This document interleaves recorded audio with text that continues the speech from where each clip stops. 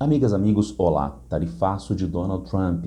Donald Trump está implementando tarifas contra produtos importados, contra mercadorias importadas. A tarifação de produtos importados é algo que pode acontecer em uma economia nacional, pode fazer parte de um projeto de política econômica, mas isto acontece de maneira cirúrgica, de maneira pontual, em alguns setores da economia, setores que são pensados na economia nacional, que demandam maior proteção para o crescimento. Não é o que está acontecendo agora com o tarifaço de Donald Trump. Nós temos tarifas que são implementadas de uma maneira genérica, com valores e países que são afetados por essa tarifação que são pensados de uma maneira errática. É o que nós vamos averiguar no nosso vídeo de hoje e quem são os principais países prejudicados nessa tarifação. Mas primeiro, o que são essas tarifas?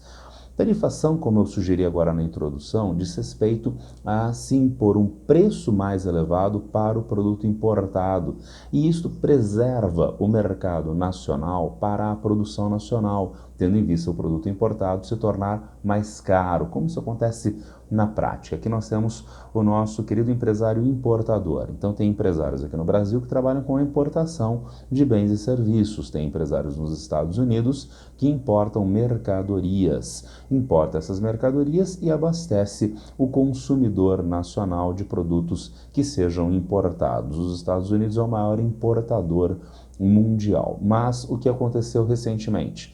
Donald Trump vai cobrar mais tarifas sobre este empresário importador, sobre esse produto que entra nos Estados Unidos desde outros países. Resultado, este produto vai ficar mais caro, aumentando então a necessidade de repasse deste custo maior para o consumidor americano, tornando esse produto importado mais caro. Supostamente o americano consumiria o produto feito nos Estados Unidos. Supostamente, porque isso a gente vai ver na prática, provavelmente não vai acontecer. Mas por que implementar essas tarifas na visão de Donald Trump? Então a gente tem uma tarifação sobre produtos importados, tá? Mas na explicação que Donald Trump nos dá acerca disso, por que dessa tarifação? Eu separei aqui 4 itens para vocês: nacionalismo econômico, desconfiança do multilateralismo, déficit comercial como símbolo de fraqueza, reindustrialização dos Estados Unidos. Mas é aí que aparecem alguns problemas, vejam: nacionalismo econômico, tá? Entendimento potencialmente certo e encaminhamento desastroso. É interessante que haja uma política econômica nacionalista? Sim, sem dúvida alguma. No Brasil, por exemplo, quando foi lançado no início dos anos 2010 a nova Lei do Petróleo para especificamente exploração de petróleo pré-sal, se exigia da Petrobras um grau de nacionalização mais elevado do processo de extração de petróleo. Para tanto, a Petrobras teve que investir no desenvolvimento da indústria naval brasileira, na produção de navios-sonda, na produção de equipamentos de perfuração, de equipamentos de pesquisa e assim sucessivamente. Muito interessante, o petróleo está sendo extraído aqui no território brasileiro, por uma empresa estatal brasileira. Então, por que essa empresa vai comprar navio-sonda do estaleiro da Coreia do Sul? É interessante que se compre daqui do Brasil, uma interessante política econômica nacionalista, geração de emprego e renda aqui no Brasil. Mas, novamente, vejam, tem um aspecto pontual. Eu estou pensando na extração de petróleo pré-sal, eu estou pensando em um determinado tempo histórico, eu estou pensando em uma determinada empresa. Não é uma questão genérica de todos os produtos entrarem em um ritmo mais elevado de tarifação e, portanto, a ação de Donald Trump nesse sentido tem um pano de fundo suposto nacionalista, mas na prática isso não funciona, na prática isso não corresponde à realidade. Desconfiança do multilateralismo em uma visão política pautada por um insustentável ideal de hegemonia dos Estados Unidos. A ideia de que os Estados Unidos não precisam de outros países no mundo, que Donald Trump já vinha implementando durante seu primeiro mandato. E isto não corresponde também à realidade. Os Estados Unidos podem se caracterizar como o país mais poderoso do mundo, aliando o poder econômico, a maior economia mundial, com forças militares mais destacadas, além de veiculação de ideologias que sustentam este poder dos Estados Unidos. Sem dúvida, os Estados Unidos podem se caracterizar como o país mais poderoso do mundo no cenário atual. Isso faz com que os Estados Unidos possam ter um exercício de poder hegemônico, um mando incontestável em escala mundial? Não, não pode, não pode. Ele depende de outros parceiros, ele depende de alianças e ele depende de instituições multilaterais, como é o caso da ONU, como é o caso de organizações da família ONU, como é o caso da Organização Mundial da Saúde ou da Organização Mundial do Comércio, né, que estão sendo dilapidadas por Trump, ou, no caso da Organização Mundial da Saúde, da qual Trump já se retirou, está em processo de retirada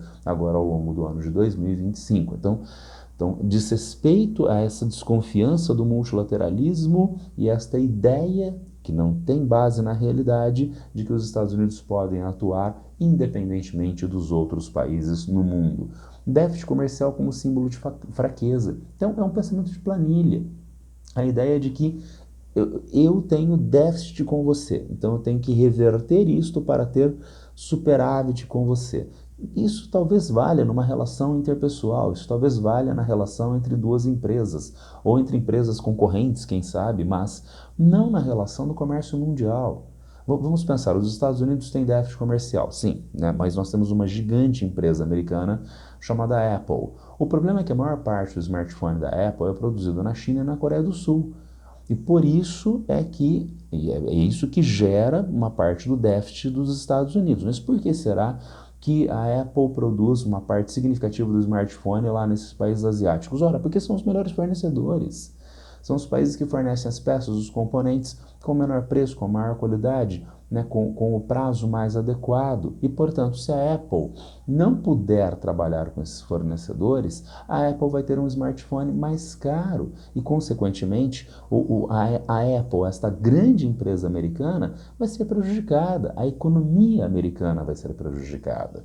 Então, a ideia de pensar déficit e superávit comercial como necessariamente bom, ruim ou bom, respectivamente, não, isso é um pensamento primário, não corresponde à realidade. E, finalmente, reindustrialização dos Estados Unidos. Daí é um discurso de Donald Trump. As empresas terão que se instalar nos Estados Unidos para não serem tributadas. Então, a empresa automobilística asiática, europeia, vendem historicamente carros para os Estados Unidos, mas agora esses países estão taxados e, portanto, os produtos ficarão mais caros. Para essas empresas continuarem vendendo carros nos Estados Unidos, elas precisarão produzir carros no território americano, reindustrializando os Estados Unidos. Novamente, isso também não vai acontecer. Primeiro, não acontece de uma hora para outra. Ainda não existe teletransporte, não dá para teletransportar a fábrica lá da Coreia do Sul, né, lá da Alemanha, em direção a Detroit. Isso é um processo lento de investimento que, se começasse neste exato momento, demoraria 2 anos, 2 anos e meio, 3 anos para começar a se concretizar. Segundo, não vai começar. Não vai começar porque existem vários fatores que definem a colocação de indústrias em uma determinada região. Entre outros, por exemplo, o custo de força de trabalho. Na Ásia, o custo de força de trabalho para a indústria automobilística é, em média, 5 vezes menor do que nos Estados Unidos. Então, não vai haver uma compensação de custos tendo em vista essa tarifação dos Estados Unidos. Não compensa para a empresa colocar uma fábrica nos Estados Unidos trabalhando com um custo muito mais elevado só para vender carrinho no território dos Estados Unidos. Isso é um fator, força de trabalho, nós temos vários outros. A infraestrutura nos Estados Unidos é precaríssima comparativamente a outros países, como por exemplo a China. Nós temos uma malha de trens de alta velocidade na China que é muito, muito significativa. Nos Estados Unidos não existe isso. Abastecimento de energia nos Estados Unidos é crescentemente precário e assim sucessivamente. Então não é com tarifa apenas. E na verdade o nosso querido Donald Trump deveria saber disso ou pelo menos deveria se informar melhor. Porque, por exemplo, aqui no Brasil e lá na China já houve tarifação. Mas quando houve essa tarifação mais elevada, governo Vargas, governo Kubitschek, lá na China, desde os anos 1980 e chegando até a atualidade, o governo Xi Jinping, nós temos toda uma política econômica de industrialização. que tem, entre outros, a ideia de tarifação. É apenas um aspecto de uma política econômica ampla de industrialização. Donald Trump vem, coloca tarifação e acha que isto por si vai resolver o problema. Não, não vai resolver o problema. Nós temos então aí a visão de Donald Trump, não é? Que é uma coisa muito problemática, né? Entrar na cabeça de Donald Trump e entrar na cozinha do boteco são duas coisas que a gente não deve fazer. Vimos então que isso, a ideia de Donald Trump não vai dar certo, simplesmente, tá certo? Mas nós temos ainda mais um problema, porque toda essa tarifação não deixa de ter uma pitada da extrema-direita, do chamado populismo de direita, tão reavivado na atualidade. Populismo de direita que se desdobra em nacionalismo ufanista e, por extensão, no que a gente já viu desde a campanha eleitoral e agora nas primeiras semanas de governo, as restrições migratórias, as políticas de deportação, América para literalmente os nascidos nos Estados Unidos, e daí as políticas agressivas contra os imigrantes, mas isso também se desdobra na questão dos fluxos comerciais. Daí a ideia de priorização de atividade econômica dos Estados Unidos para o mercado consumidor dos Estados Unidos. Então, não deixa de ter uma pitada de extrema-direita, e como nós vimos lá no começo do século XX, com a Alemanha, com a Itália, com Portugal, com a Espanha, né, o nazifascismo do início do século XX. Quando eu tenho que fazer uma pequena parada, não é, e me reportar aquela coisa tosca que é pensar ser o nazifascismo de esquerda, é realmente de uma pobreza mental, uma indigência mental muito grande ter que falar uma coisa como essa. E a gente pode sustentar isso bem simplesmente, bem simplesmente. Né? Vamos dar uma olhada no que Norberto Bobbio nos diz acerca de populismo de direita no seu Dicionário de Ciência Política. Ele destaca que o populismo de direita tem um aspecto fundamental ligado à noção de povo, um aspecto ligado à noção de povo. Não é um povo de verdade, é um povo artificialmente constituído, meramente conceitualmente constituído, para se caracterizar como uma massa de manobra nas mãos das lideranças políticas fascistas. E ainda vejo essa passagem final: populismo não é uma doutrina precisa, mas uma síndrome. Então nós temos uma série de aspectos, né, e Bobbio ironicamente chama de síndrome, uma série de aspectos que podem ser chamados de populismo, mas eles não têm uma ideologia coesa, sólida. Liberalismo econômico, por mais criticável que seja, tem características que são bastante bem definíveis. Né? O socialismo marxista também não é o que acontece com o nazifascismo, não é o que acontece com o populismo de direita em geral. E podemos evidenciar isso, por exemplo, na extrema-direita francesa. Olha só, eu tirei aqui do jornal La Croix sobre o Jean-Marie Le Pen, né, o fundador da Frente Nacional, né, e ele que era um ultraliberal, segundo esse trecho do artigo da Le Croix. Agora, o mesmo artigo fala sobre a sua filha, ainda na época na Frente Nacional, hoje Reunião Nacional, que tem um viés muito mais estatal intervencionista. Então vejam, é extrema-direita? É. Extrema-direita precisa ser estatal intervencionista ou ultraliberal? Precisa ser estatal intervencionista como Hitler e Mussolini? Ou precisa ser ultraliberal como Javier Milei na Argentina? Pode ser os dois, porque não há uma consistência em política econômica no pensamento de extrema-direita. Pode, em determinados contextos históricos e sociais, ser estatal intervencionista, como é o caso de Le Pen, como é o caso do nazifascismo do início do século XX, pode ser ultraliberal, como Javier Milei na Argentina, como Jean-Marie Le Pen. E a gente tem na mesma família, no mesmo partido, né, as duas tendências opostas. E, de novo, extrema-direita de Donald Trump, com o apelo e acompanhando Bobbio, da noção de povo, da ideia de nacionalismo, e nesse caso, com uma forte e indevida intervenção do Estado na economia, nessa tarifação generalizada. Quais são, então, os países que foram tarifados? Bem, basicamente o mundo inteiro. A gente tem aqui no nosso mapinha os países que foram tarifados, mas eu faria alguns destaques para vocês. Por exemplo, a Rússia não entrou na tarifação. A Rússia não está na tarifação. É argumento de Donald Trump para não tarifar a Rússia. A Rússia já foi muito sancionada nos últimos anos, desde 2014, a invasão da Crimeia e mais recentemente a invasão da Ucrânia. Então, diz Donald Trump que o comércio da Rússia com os Estados Unidos diminuiu demais e não há o que se taxar nos bens e serviços fornecidos pela Rússia. De novo, né, argumentos de Donald Trump que não colam na realidade, porque Madagascar é um dos países mais taxados com 47%. Só que o comércio Rússia-Estados Unidos hoje, com as maiores sanções, etc., realmente diminuiu para algo em torno de 3 bilhões de dólares anuais. O comércio de Madagascar não chega a meio bilhão de dólares. Só que Madagascar foi taxado com quase 50%. Então não corresponde esse discurso, na verdade, esse discurso, de novo, não adere à realidade.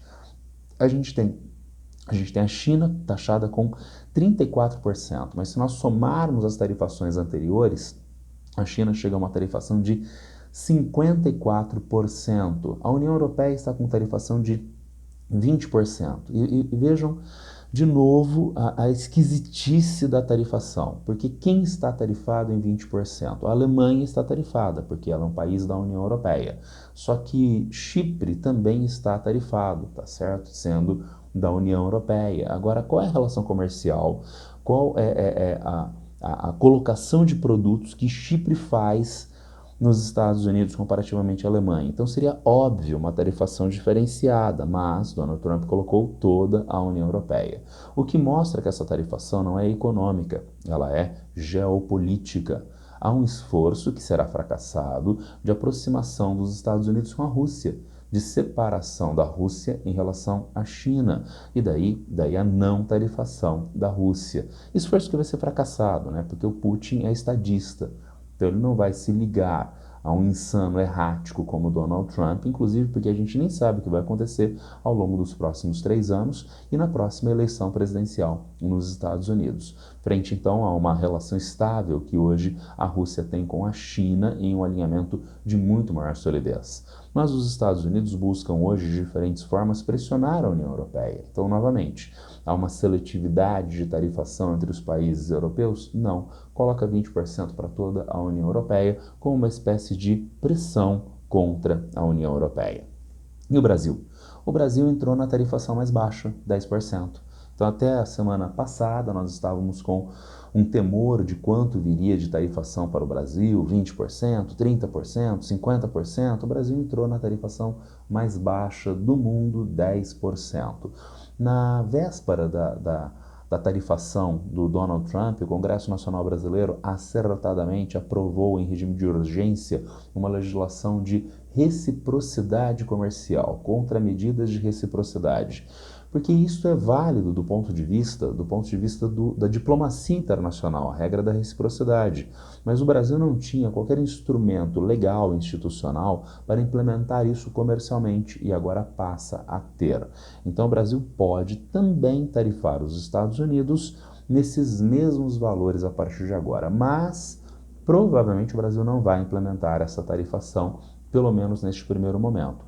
Geraldo Alckmin já disse isso, Geraldo Alckmin já falou, temos essa legislação, ela é muito bem-vinda, mas num primeiro momento nós não vamos aplicar tarifação. E a gente pode entender essa não aplicação de tarifação, de tarifação recíproca pelo Brasil, através dessa tabelinha divulgada em um artigo da mídia The Conversation, do portal The Conversation. Ele mostra, né, a partir de modelagem de computador, como o comércio mundial pode se reorganizar, é apenas uma possibilidade, mediante as tarifas que Donald Trump já anunciou e a resposta que os outros países venham a dar aos Estados Unidos. Então vejam o que eu falei no começo do vídeo, quem mais se prejudica com isso? Segundo essa modelagem, os Estados Unidos. Porque se os demais países tarifarem os Estados Unidos como os Estados Unidos estão tarifando, dá uma tendência de perda anual de 438,4 bilhões de dólares de comércio para os Estados Unidos, né? o que equivale a uma perda de 1,45% para o PIB do país, tá certo? Mas notem que parceiros do velho NAFTA, hoje TEMEC, Tratado México, Estados Unidos e Canadá, na sigla em inglês USMCA, também vão ser gravemente prejudicados, né? O Canadá com 38 bilhões e o México com 40 bilhões em prejuízos.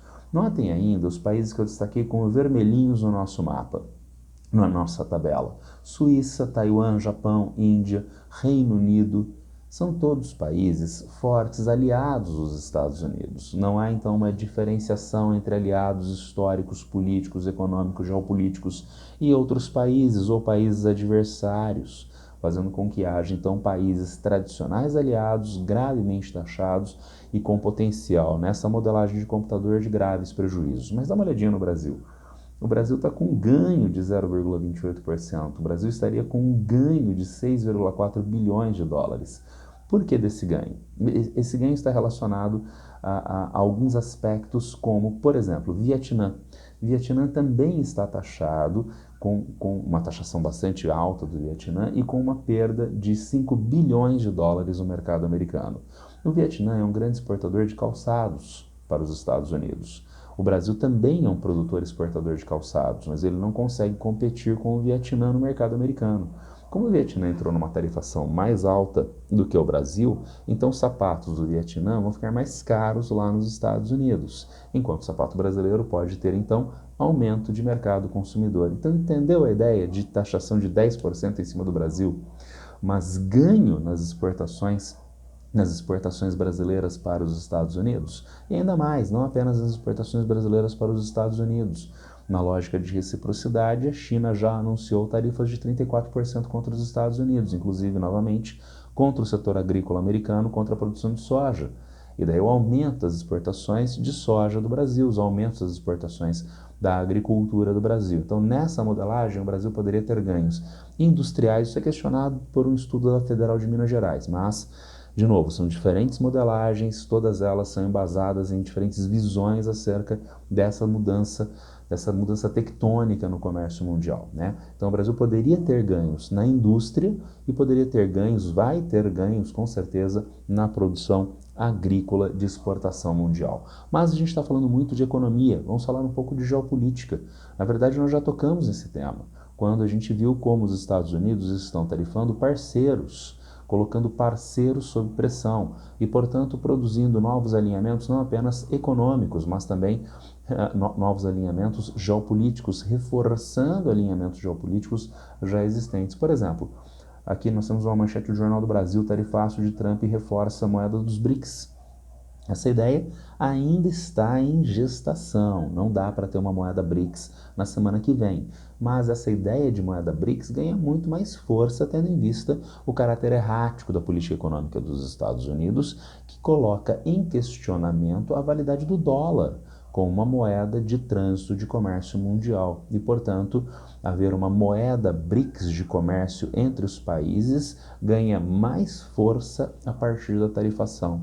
Mais ainda, gente, lá no leste da Ásia, lá na Ásia Pacífico, nós temos 3 gigantes econômicos e políticos que têm um histórico nas últimas décadas, nos últimos séculos, de tensões, algumas de altíssima gravidade. Eu estou falando de Coreia do Sul, Japão e China. Vamos nos lembrar do expansionismo militar territorial do Japão no início do século XX, ocupando áreas da China, ocupando a Península Coreana, as atrocidades patrocinadas pelo imperialismo chinês nestes países, deixando rusgas até a atualidade. Porém, olha o que Donald Trump conseguiu fazer. China, Japão e Coreia do Sul aceleram negociações para acordo trilateral de livre comércio. Então, são países que buscam reforçar o comércio entre eles, tendo em vista a perda, a redução do mercado dos Estados Unidos. Agora, não é apenas uma questão de ordem econômica em geral.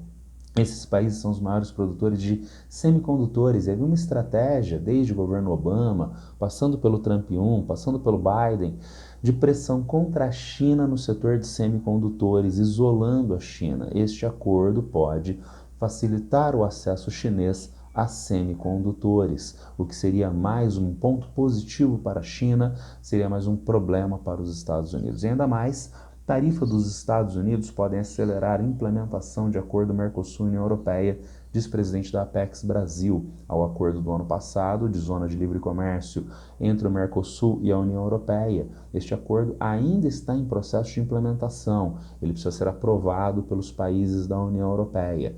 Esse acordo pode ganhar mais força, tendo em vista, a gente ter visto no vídeo inteiro, a pressão americana, especificamente, entre outros, em relação à União Europeia. Ainda no que diz respeito à questão geopolítica e lá na Ásia-Pacífico, nós vimos então a ideia de zona de livre comércio ganhando força entre Coreia do Sul, China e Japão. Agora, e Taiwan?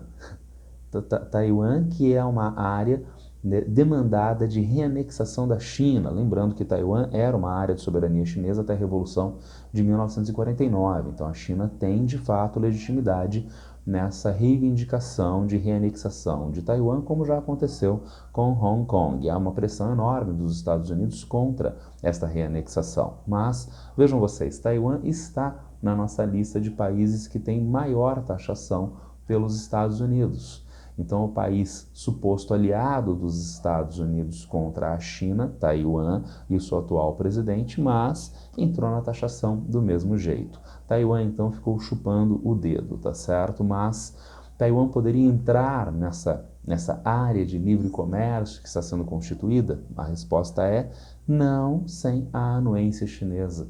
E, portanto, coloca Taiwan em uma situação política de maior vulnerabilidade frente à China na atualidade, tendo em vista o aliado Donald Trump fazer pressão contra Taiwan neste momento. E para nós fecharmos, né, vamos voltar aqui para a América do Sul, vamos voltar para agora a Argentina, né? Nós temos o presidente Javier Milei, que tem o projeto, como a gente tinha com Jair Bolsonaro aqui no Brasil, né, de ser um capacho dos Estados Unidos, especificamente do presidente Donald Trump. Era o que acontecia com o Bolsonaro. O Brasil não tinha uma ligação umbilical com os Estados Unidos em governo Bolsonaro, mas especificamente, nem mesmo com o Partido Republicano, especificamente com Donald Trump. É o que acontece com Javier Milei. Mas olha a taxação do Brasil, 10%. Olha a taxação da Argentina, 10% também. Lembrando que a Argentina está numa situação muito precária, muito ruim, porque ela precisa levantar dólares para o pagamento do seu endividamento externo. O Brasil mal tem endividamento externo. A dívida federal brasileira, a dívida pública brasileira, é principalmente interna em reais. A dívida argentina a dívida do governo argentino é em dólares, dívida externa. A Argentina precisa de dólares desesperadamente. Um dos únicos recursos é a exportação. Só que agora há uma taxação sobre a Argentina que é semelhante à taxação que está dada sobre o Brasil. Bom, era isso, alguns aspectos sobre a tarifação de Donald Trump. Averiguamos como essa tarifação é bastante errática do ponto de vista econômico. Ela só se sustenta a partir de uma visão míope de extrema-direita, o que gera prejuízos, problemas potenciais para os Estados Unidos em termos econômicos, mas também em termos geopolíticos, abrindo mais espaço, consequentemente, para a China na economia, na geopolítica do mundo. Quem tiver alguma dúvida, algum problema acerca desse vídeo, já sabe, é só me encontrar a qualquer tempo aqui nas redes sociais. Abraço para todas e todos e boa sorte!